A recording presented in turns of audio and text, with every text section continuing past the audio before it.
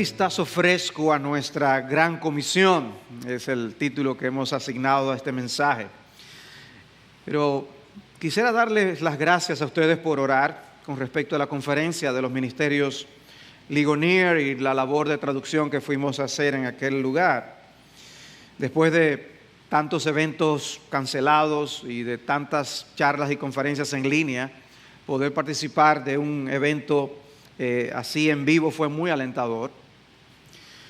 Los temas fueron muy edificantes y me correspondió traducir el último mensaje por Robert Godfrey y que llevaba por título Id pues, o vayan pues, basado en las palabras de Mateo 28, 16 al 20. De manera que ya en mi mente mientras estaba traduciendo, yo decía, esto fuera bueno que nosotros lo escuchemos como iglesia. Él, después de reconocer el buen tiempo que habíamos pasado en la conferencia, dijo que había llegado el tiempo de irnos. Y entonces dijo, váyanse, haciendo referencia a los créditos de la película El Día Libre de Ferris Bueller. Es una película que quizás no se popularizó mucho. Creo que en español le pusieron el título Todo en un Día. Pero el punto es que al final de los créditos, después que pasan todas las letricas, el protagonista vuelve a salir en bata, asoma la cabeza y dice, ¿ustedes todavía están aquí? Ya se acabó, váyanse. Y dice, eso es lo mismo que ahora nosotros tenemos que hacer. Ya esta conferencia se acabó. Vayan ahora, refiriéndose a la gran comisión. Mientras traducía ese mensaje, crecía cada vez más y más esa idea de compartirlo con ustedes. Todos hemos escuchado mensajes de la gran comisión, yo mismo he hablado de la gran comisión. Pero la manera fresca en que el tema fue presentado me tocó y quisiera que el Espíritu también lo usara para la edificación nuestra como congregación.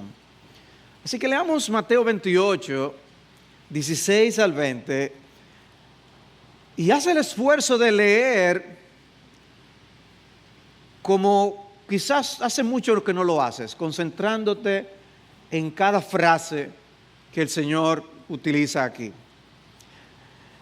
Dice en Mateo 28, 16, pero los 11 discípulos se fueron a Galilea, al monte que Jesús les había señalado. Cuando le vieron, le adoraron, mas algunos dudaron. Y acercándose Jesús les habló diciendo, toda autoridad me ha sido dada en el cielo y en la tierra. Id pues, y haced discípulos de todas las naciones, bautizándolos en el nombre del Padre y del Hijo y del Espíritu Santo, enseñándoles a guardar todo lo que os he mandado. Y he aquí, yo estoy con vosotros todos los días hasta el fin del mundo. Cuando se predica de la Gran Comisión, una de las partes que normalmente se queda fuera es ese hecho, esa referencia a que los discípulos adoraron a Cristo y al hecho de que dudaron en ese momento.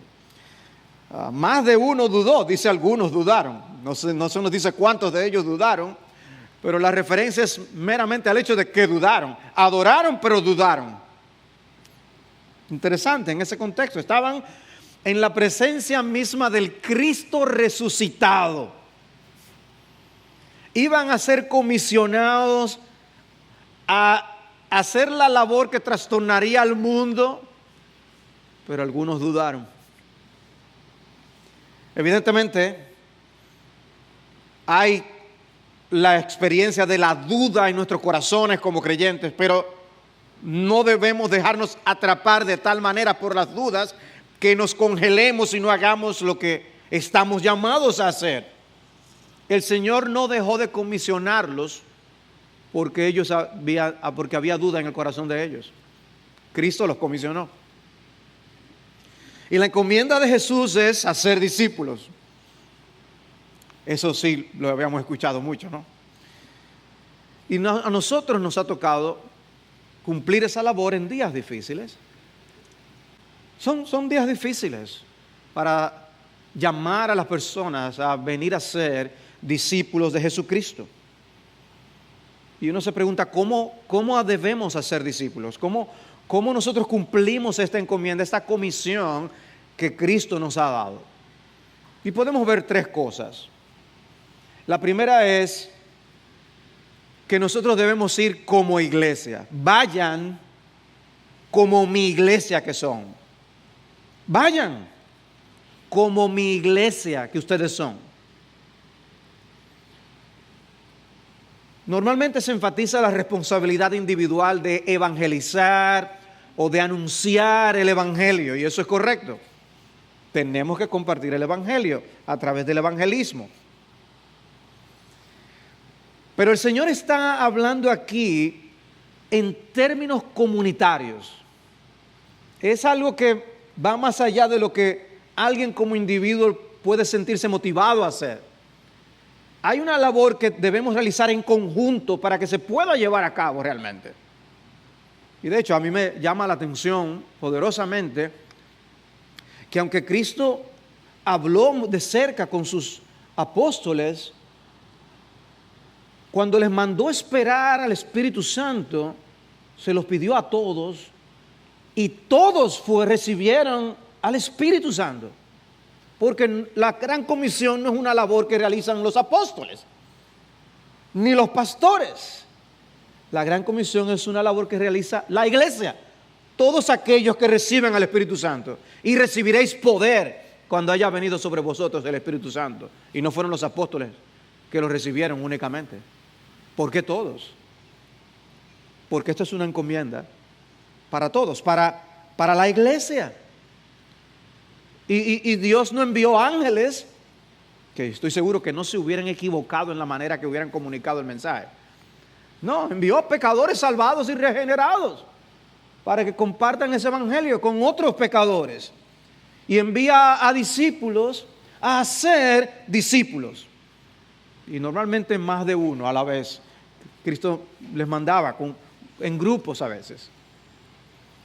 Y el Señor nos comisiona a traer a las personas a la nueva comunidad que Cristo ha formado.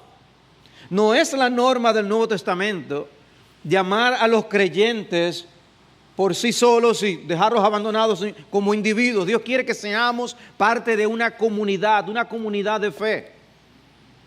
Y es lo que vemos en el Nuevo Testamento que se formó en diversos lugares. Por eso la gran idea de la misión de Dios es plantar iglesias, sean cerca o sean lejos. Pero es iglesias, centros de distribución del evangelio. Es la iglesia que sale y trae a discípulos para que luego haya más iglesias también. Y es lo que vemos hacer a los apóstoles en el libro de los Hechos. Hay una meta común que nosotros llevamos a cabo juntos como pueblo de Dios, discipulando a las naciones, con el deseo de que la comunidad de Dios venga a ser más grande aún, no por el mero tamaño, sino para la gloria de nuestro Señor. Y desde la gran comisión, la iglesia de Cristo, desde ese momento la iglesia de Cristo ha estado cumpliendo con esta labor. Discípulos haciendo discípulos que se unen a la comunidad del Señor y que a su debido tiempo parten a la eternidad y se unen a los espíritus de los justos hechos ya perfectos. Y esa iglesia va creciendo en la gloria. Y Dios deja a otros aquí que sigan haciendo más discípulos, que luego también suben a la gloria. Pero Dios deja a creyentes aquí a que cumplan esa misión. No nos lleva a todos, porque es parte de su plan. Y así por los siglos de los siglos será hasta que el último de los escogidos sea llamado.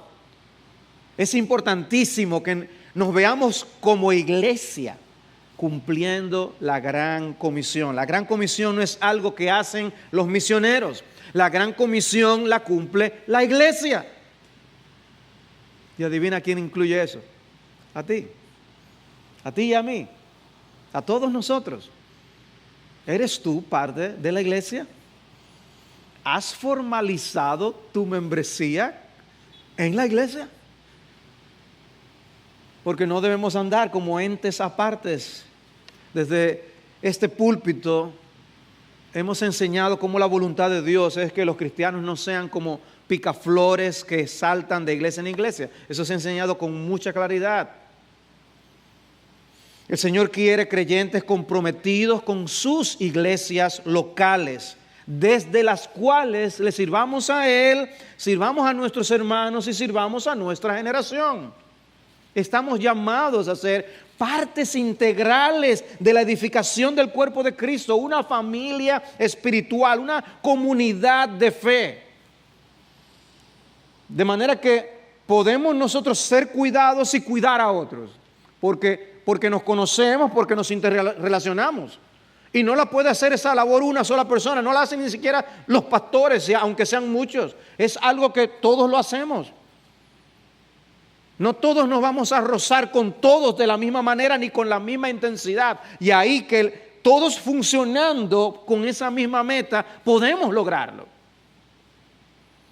Pero tiene que haber ese compromiso, ese sentido de pertenencia y de conexión. ¿Estás siendo cuidado y estás tú cuidando? Porque si las personas no te conocen, no habrá ese tipo de interacción en la iglesia. ¿Estás todo lo conectado con la iglesia como tú debieras?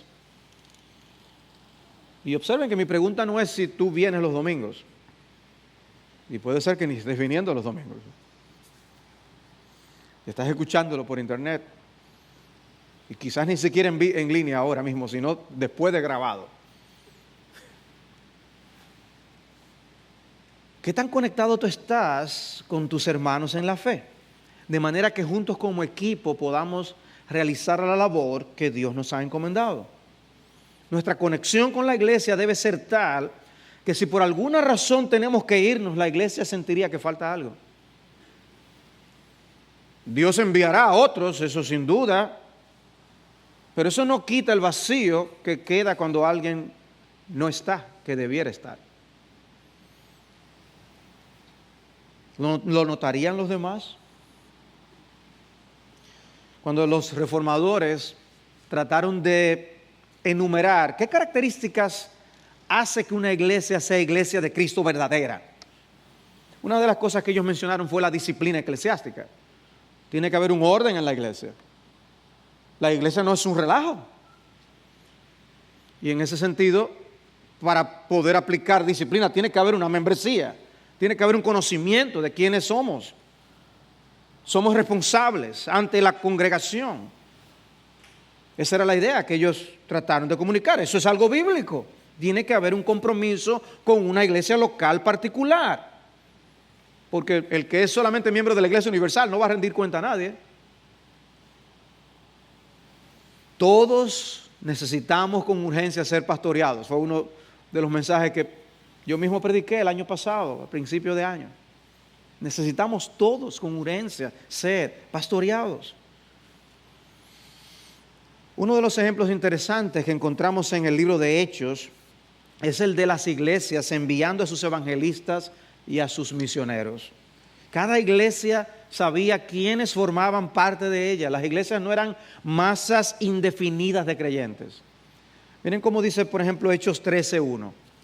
En la iglesia que estaba en Antioquía había profetas y maestros.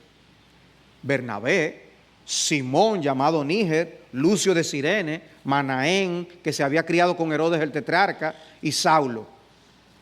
Los identifica por nombre. Mientras ministraban al Señor y ayunaban, el Espíritu Santo dijo: apartadme a Bernabé y a Saulo para la obra a la que los he llamado. Entonces, después de ayunar, orar y haber impuesto las manos sobre ellos, los enviaron. No dice que se fueron. Los enviaron. ¿Quiénes? La iglesia. Dios habló a través de la iglesia y Dios los comisionó a través de la iglesia. No era una labor solamente de Pablo y Bernabé, era una labor de la iglesia. Fueron enviados desde Antioquía y regresaron a Antioquía. Más adelante en el capítulo siguiente, en el versículo 25, Hechos 14, 25, dice: y después de predicar la palabra en Perge, descendieron a Atalía, y de allí se embarcaron para Antioquía, donde habían sido encomendados a la gracia de Dios para la obra que habían cumplido. Dice, ya habían sido encomendados por la iglesia. Cuando llegaron y reunieron a la iglesia, informaron de todas las cosas que Dios había hecho con ellos y cómo había abierto a los gentiles la puerta de la fe. Y se quedaron mucho tiempo con los discípulos. No fue que ellos llegaron, dieron el reporte y se fueron. Siguieron haciendo vida de iglesia.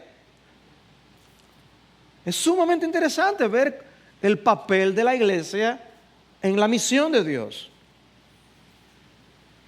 Por eso cuando hablamos de la Gran Comisión, hablamos de nuestra Gran Comisión. Por eso yo quise ponerlo así en el título. Un vistazo fresco a nuestra Gran Comisión. Es nuestra Gran Comisión. Es de la iglesia. Es algo en el que todos participamos. Todos debemos sentir el peso, porque fue a todos que Cristo nos dejó esta encomienda. Todos tenemos algo que ver con el hecho de que cada miembro crezca en intimidad con el Señor y en semejanza al Señor. ¿Y qué, pastor? ¿Y qué tiene eso que ver con la misión de Dios? Muchísimo. Si nosotros no crecemos espiritualmente, si nosotros no desarrollamos nuestra intimidad con el Señor, no es verdad que nosotros ni vamos a ir ni vamos a apoyar a los que van.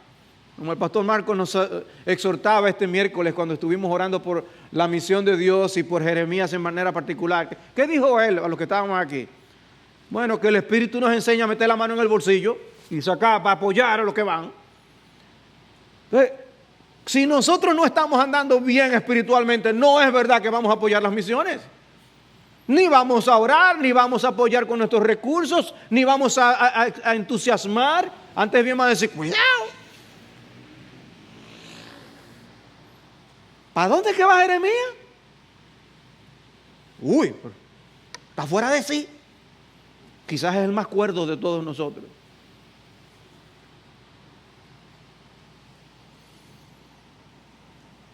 Todos tenemos algo que ver. La iglesia debe estar en un estado saludable para cumplir la misión de Dios.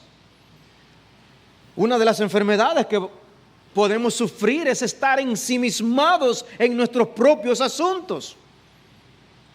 Y eso dificulta la misión de Dios. En un mundo marcado por el aislacionismo, nuestra misión es mostrar al mundo que somos uno, dijo Jesús. No debería ser tan difícil en sociedades en las que los vecinos no se conocen o se conocen cada vez menos, en las que nadie se mete con nadie, el dar un testimonio que brille con la gloria de Dios. La Biblia dice, ay del solo. Ay del solo. Y citando Eclesiastés 4:9, cito de la Biblia Reina Valera, dice, mejores son dos que uno porque tienen mejor paga de su trabajo, porque si cayeren, el uno levantará a su compañero, pero ay del solo, que cuando cayere no habrá segundo que lo levante. Y sigue hablando de ese tema. O sea, la idea del valor de la vida en comunidad. No es extraño que en algunos contextos aflictivos nos pregunten, ustedes tienen que ser cristianos, ¿verdad? Porque ven cómo se cuidan los unos por los otros, ¿no? Y eso llama la atención en un mundo donde la gente está tan aislada. La gente sufre sola. Y la iglesia debe hacer una diferencia. La comisión es ir como iglesia. Pero ir como debemos ir. Y eso me lleva al segundo punto. No solo vayan como iglesia. El segundo encabezado es vayan como les he mandado cumplir la comisión. Vayan como les he mandado cumplir la comisión. y de hacer discípulos de todas las naciones, bautizándolos en el nombre del Padre y del Hijo y del Espíritu Santo, enseñándoles a guardar todo lo que os he mandado.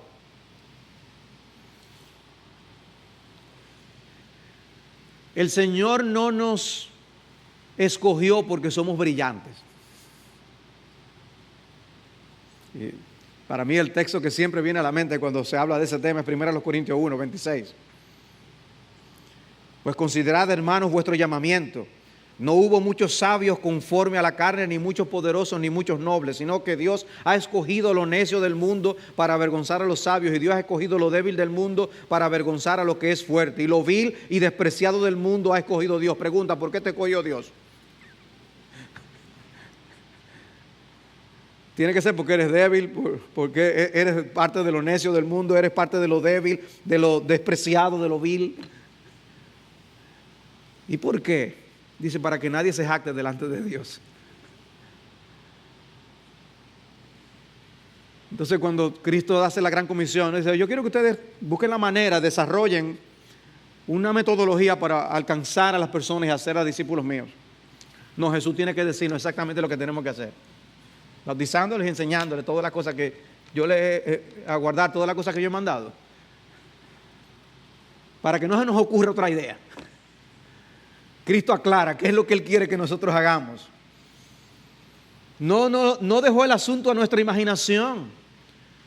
Y de manera llamativa, cuando nos dice cómo hacer discípulos, solo menciona dos cosas. Nosotros podemos buscar los libros acerca de discipulado y normalmente son algo voluminosos. Y contienen muchísimos consejos e ideas, y no tan mal. Son libros muy útiles. Pero cuando Cristo habló de la gran misión, solo pidió dos cosas. Bautícenlos y enséñenles a guardar. Lo más probable es que si nos hubieran dejado a nosotros, salimos con unos diseños tremendos de no sé cuántos pasos para poder lograr esto. Y quizás llegaríamos al punto del bautismo, después de muchas otras cosas más. Pero Cristo dijo, bautícenlos y enséñenles. ¿Y por qué? ¿Por qué? ¿Por qué es llamativo que Cristo le dijeran, las dos cosas son estas y la primera es bautícenle? ¿Por qué? Quizás hay algo que no hemos asimilado que deberíamos asimilar. Y de paso yo pregunto, ¿ya tú fuiste bautizado? Hablando de bautismos, ¿tú fuiste bautizado? Porque Cristo quiere que hagamos discípulos y una de las cosas que hagamos es bautizar. Y es probable que la razón por la que Jesús resume tanto el asunto es para que por un lado veamos que no es tan difícil. O sea, es difícil porque no lo podemos hacer en nuestras fuerzas y el Espíritu Santo tiene que venir a llenarnos de su poder. En ese sentido sí es difícil. Pero no es difícil en cuanto a complejidad. Lo que hay que hacer es traerlos a la iglesia y edificarlos. Traerlos a que sean parte del pueblo de Cristo y levantarlos, edificarlos en su relación con Cristo y a la imagen de Cristo. El bautismo lo vemos principalmente como el acto mismo por el que damos testimonio público de nuestra fe a través de esas aguas bautismales. Pero aquí Jesús no se está refiriendo únicamente al momento en el que nosotros estamos siendo bautizados. Está hablando del bautismo de un modo más general, de todo lo que implica el ser bautizado. El bautismo de Juan el Bautista era un bautismo de arrepentimiento. Está también esta idea detrás de lo que el Señor está diciendo aquí, como diciendo que el bautismo es una puerta de entrada en el sentido de que ilustra que es a través del arrepentimiento. De que venimos a Cristo a través del arrepentimiento y la fe. El bautismo de Juan no concedía el arrepentimiento. El bautismo de Juan lo debían experimentar aquellos que ya se habían arrepentido. Una de las cosas que se narran en los evangelios es que las personas se acercaban confesando sus pecados. Y Juan les decía, dad frutos dignos de arrepentimiento. Eso era parte de su mensaje. Para que alguien venga a ser discípulo de Jesús, tiene que entender algo acerca de sus propios pecados y tiene que hacer algo al respecto. Tiene que entender que solo Jesús es el Cordero de Dios que quita el pecado del mundo, como Juan bien dijo. Juan estaba preparando el camino del Rey, allanando el camino para la venida del Rey y de la salvación que solamente se encuentra en Jesús. El que viene a ser discípulo de Cristo adquiere nueva vida y una nueva identidad como cristiano, como hijo de Dios. Hay un cambio que tiene que operarse en el interior del individuo, porque mojarse en el agua del bautismo no lo hace. Es el Espíritu Santo que transforma con la regeneración. Hacer lo que se supone que hace un discípulo no nos hace discípulos. Recuerden que algunos se acercaron a Juan el Bautista y querían simplemente bautizarse sin haber experimentado el arrepentimiento. Y por eso les dijo esto: hagan frutos dignos de arrepentimiento. Primero, venimos a ser discípulos de Jesús, creyendo en Él para salvación y arrepintiéndonos de nuestros pecados. Y lo que sigue es una vida de arrepentimiento y de frutos de ese arrepentimiento.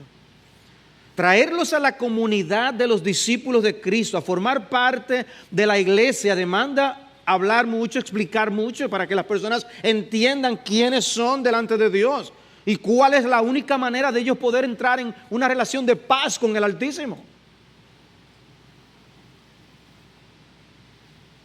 El bautismo viene a ser el testimonio, la evidencia pública de que ahora formamos parte del pueblo del nuevo pacto. Uno de los aspectos importantes de formar parte del pueblo del pacto es que abrazamos y creemos las promesas de Dios. El Señor nos llama herederos de la promesa, Hebreos 6:17. Y hay dos partes en el pacto, Dios y su pueblo. Pero la función de las dos partes no es la misma. Es Dios quien hace las promesas, no nosotros. Y la gloria del nuevo pacto es que está basado en mejores promesas que las que había en el antiguo pacto. Como dice Hebreos 8:6, pero ahora Él ha obtenido un ministerio tanto mejor por cuanto es también el mediador de un mejor pacto establecido sobre mejores promesas. ¿Qué hace un discípulo de Jesús? Confía en aquel que nos ha dado esas preciosas y grandísimas promesas. Id pues y haced discípulos de todas las naciones, bautizándolos en el nombre del Padre y del Hijo y del Espíritu Santo. El Padre nos da promesa, el Hijo nos da promesa, el Espíritu nos da promesa.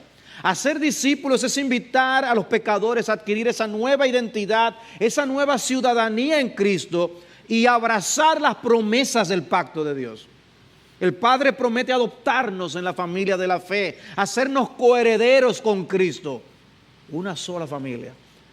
El Hijo nos promete lavarnos en su sangre de todos nuestros pecados y hacernos partícipes de su muerte y de su resurrección, a tal punto que nos imputa, nos concede su justicia y nos declara justos delante del Padre. Y el Espíritu nos promete morar en nosotros, santificarnos, hacernos miembros de la asamblea de los escogidos. ¿Qué promesas Dios nos ha dado? Y cuando nosotros venimos a Cristo es abrazando esas promesas. Y el bautismo es indicativo, un recordatorio de esas promesas que tenemos en el nuevo pacto. Eso no lo hace el bautismo. El bautismo es un recordatorio de esas cosas. Es un símbolo de estas cosas. Hay un significado detrás del bautismo que perdura por el resto de nuestras vidas, debe perdurar. No es algo que simplemente ocurre allá al principio de nuestras vidas cristianas y que luego olvidamos. Ese significado debe permanecer con nosotros. Este mundo promete tantas cosas a los hombres.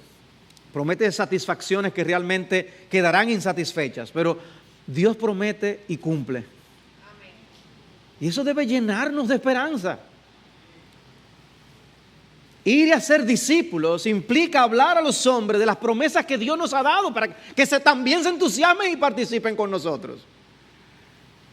¿No te anima formar parte del pueblo de un Dios que no defrauda ni decepciona? En el nuevo pacto Dios nos ha dado sus promesas, pero hay algo que nos corresponde a nosotros. No es que nosotros vamos a garantizar nuestra propia permanencia en el pacto, sino que Dios prometió por su Espíritu guardarnos y nos dio la garantía del Espíritu de que permaneceremos. Pero hay un compromiso a ser fiel al Dios del pacto, porque ahora nosotros conocemos al Dios del pacto en el nuevo pacto. Por eso en Hebreos 8, al explicar el nuevo pacto, dice: y ninguno de ellos enseñará a su conciudadano, ni ninguno a su hermano, diciendo: mira, conoce al Señor, porque todos me conocerán, desde el menor hasta el mayor de ellos. Todos me conocerán. O sea que si formamos parte del nuevo pacto, conocemos a Dios. Y hay un compromiso de desarrollar esa comunión con ese Dios y de agradar a ese Dios.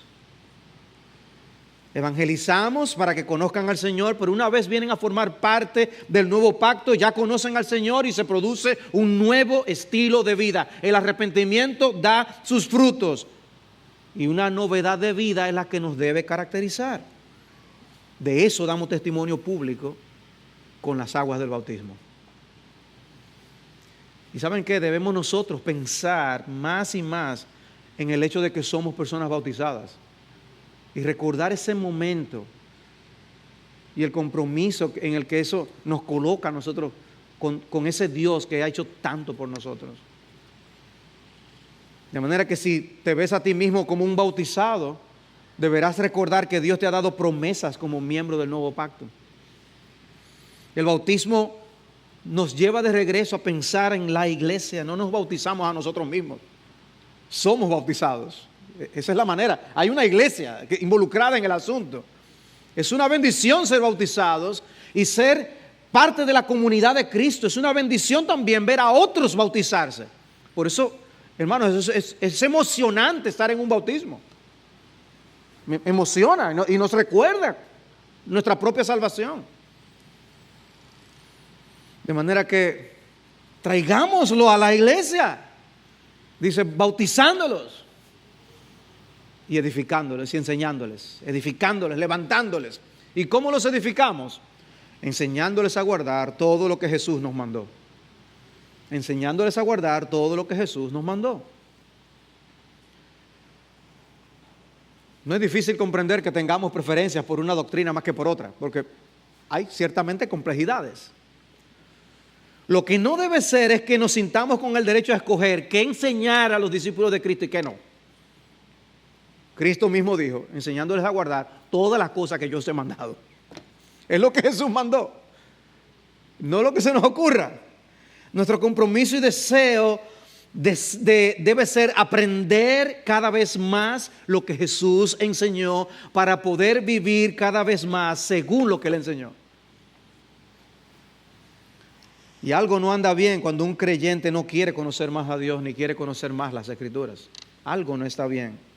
Hay advertencias en la palabra para aquellos que pierden ese deseo y se quedan satisfechos alimentándose simplemente de leche espiritual. Me impactó ver en estos días, y he compartido eso con algunos, una foto de un restaurante que ofrece sus bebidas a los clientes en biberones. ¿Sabes? Son días complicados. Y suena absurdo y ridículo, pero hermanos, ¿no es igualmente de absurdo y ridículo que pasen los años y sigamos malnutridos espiritualmente porque nos conformamos con poco, pudiendo nosotros tener más de la gloria de Dios y del conocimiento de Dios? Dice Hebreos 5:12, pues aunque ya debierais ser maestros, otra vez tenéis necesidad de que alguien os enseñe los principios elementales de los oráculos de Dios. La cadena del discipulado cristiano se mantiene funcionando de una manera saludable cuando en el tiempo los que han venido a ser discípulos comienzan ellos mismos también a ser discípulos. Y para ello el crecimiento a la madurez es importante. La inmadurez producirá inmadurez. Cuando no crecemos, nosotros vamos a afectar el desarrollo del pueblo de Dios. Y eso va a afectar aún el cumplimiento de la gran comisión. Pues recuerden, es nuestra gran comisión. A veces pensamos en las misiones y tenemos la idea de que la meta es hacer que algunos confiesen a Jesús a toda costa y a como dé lugar. Y es cierto que hay urgencia en el mensaje del Evangelio que proclamamos, pero también es cierto que el interés de Cristo va mucho más allá que hacer pasar a los pecadores del lado de los discípulos. La gran comisión también tiene mucho que ver con la edificación de esos discípulos.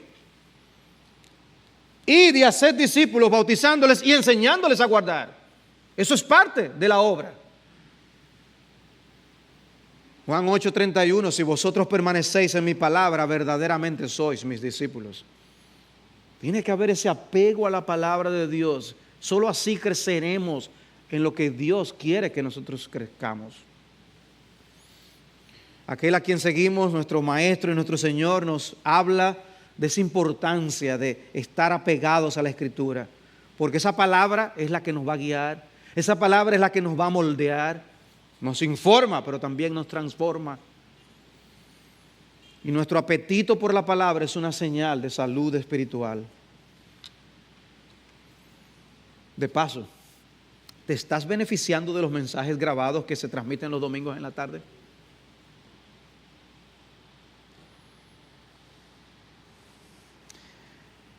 Hay una gran diferencia, hermanos, entre un jugo y una agüita con sabor. De hecho, creo que estos son los mexicanos que llaman algunas de esas bebidas agüitas. Mucho de lo que hoy se vende como jugo no es más que agua con sabor.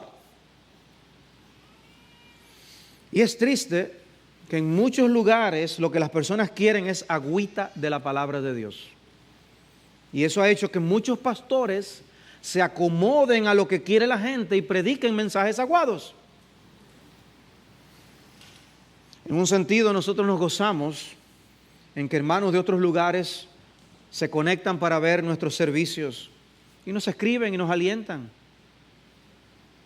Pero en otro sentido nos entristece cuando nos escriben y nos dicen que siguen nuestros mensajes porque no hay iglesias que prediquen fielmente el mensaje del Evangelio a su alrededor. Y hermanos, no son ni 2 ni 3 los comentarios que recibimos de esa naturaleza. El pueblo de Dios sufre, perece por falta de conocimiento, como dice el profeta. Nuestro deseo es que aquí en toda Hispanoamérica se predique todo el consejo de Dios, porque toda la Escritura es inspirada por Dios y porque solo ella es capaz de suplir lo que a nosotros nos falta. Todos nosotros debemos estar altamente interesados en la edificación del cuerpo de Cristo, y eso requiere la edificación de los individuos que forman parte de la iglesia. Así que Jesús nos dice, vayan como iglesia, pero vayan como les he mandado cumplir esa comisión. Y en tercer lugar, vayan con confianza. Vayan con confianza. Si algo de lo que es vivir en estos días podemos aprender sobre nosotros mismos, lo que aprendemos es qué débiles somos. Qué débiles somos. Nosotros no podemos transformar la mente de una persona. Nosotros quisiéramos poder sacar de la cabeza muchos de los conceptos que tienen. Cuando uno ve en las redes sociales los comentarios que se publican y periodistas, artículos, uno dice, pero ¿y dónde es que tienen la cabeza? Y eso nos olvida que es Dios el que transforma para poder pensar de otra manera. Y uno solamente puede ver qué débiles somos, qué podemos nosotros hacer para transformar la sociedad, la cultura. Eso es el pensamiento que llegaría, ¿no?, a nuestras mentes. Podemos sentirnos cansados al ver tantas fuerzas empujando en dirección contraria a las normas de Dios y nos sentimos débiles. Sin embargo, hermanos, esa debilidad no es sinónimo de falta de fe y confianza. Porque cuando soy débil, entonces soy fuerte, dijo el apóstol Pablo. Jesús padeció y Jesús sufrió. Y por momentos lució débil, pero nunca perdió la confianza en lo que Dios estaba haciendo su Padre. Presta atención a las siguientes palabras de Hebreos 12. Por tanto, acaba de decir muchas de las cosas que pasaron los hombres de fe del antiguo pacto y cómo muchos de ellos perdieron la vida y padecieron en pobreza. Y dice, por tanto, puesto que tenemos en derredor nuestro tan gran nube de testigos, despojémonos también de todo peso y del pecado que tan fácilmente nos envuelve y corramos con paciencia la carrera que tenemos por delante, puestos los ojos en Jesús, el autor y consumador de la fe, quien por el gozo puesto delante de él soportó la cruz, menospreciando la vergüenza, y se ha sentado a la diestra del trono de Dios. Miren la actitud. O sea, no es que no había vergüenza, menospreció la vergüenza por aquello que estaba en juego. Y dice, considerad pues a aquel que soportó tal hostilidad de los pecadores contra sí mismo, para que no os canséis ni os desaniméis en vuestro corazón, porque todavía en vuestra lucha contra el pecado no habéis resistido hasta el punto de derramar sangre. Cuando uno se caía de niño le decían, déjame ver dónde fue. No, pero no hay nada, no pasó nada. Y uno, no pasó nada. Ya estaba contento. Aquí este texto está diciendo, pero ¿tú estás botando sangre? No, todavía no. Pues, tranquilo.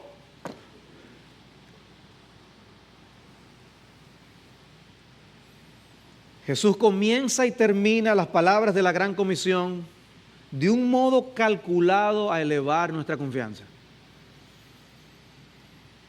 Y acercándose Jesús les habló diciendo, toda autoridad me ha sido dada en el cielo y en la tierra. Aquellos que habían estado dudando.